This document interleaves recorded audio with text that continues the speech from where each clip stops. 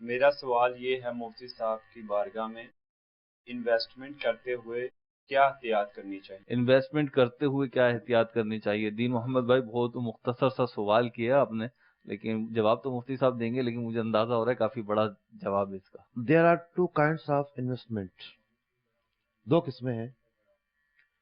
ایک کو کہتے ہیں مداربت، کہ آپ کے پیسے ہیں اور سامنے والے کی صرف محنت ہے۔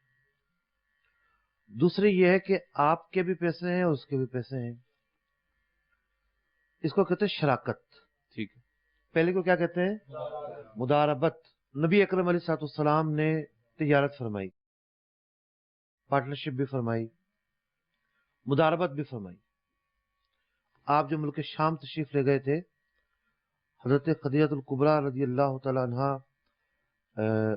کے ساتھ جو شراکت ہوئی تھی، علماء نے لکھا کہ وہ مداربت تھی۔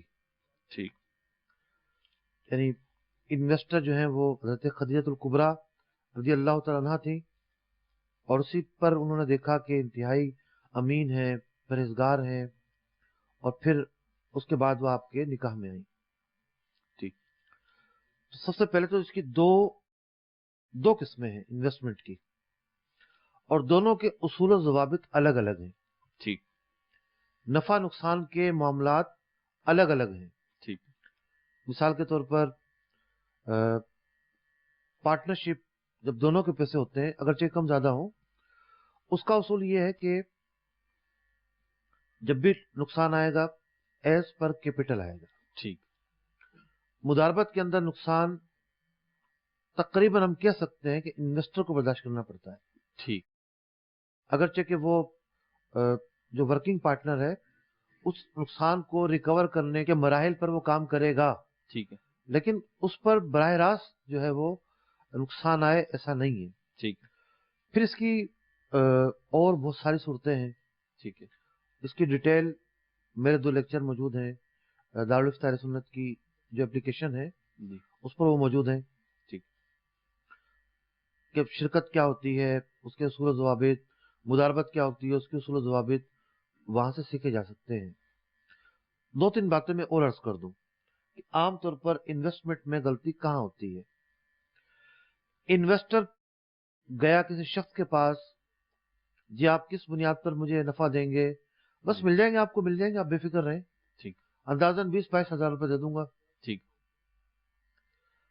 ہونا ہی چاہیے کہ وہ جو بھی موڈ آف ٹریڈنگ ہے شریعت کے مطابق اس کو اختیار کرے، گروتھ کتنی ہو رہی ہے اس کا حساب کرے، اور جو ریالٹی ہے اس کو بیس بنا کر نفع نکالے۔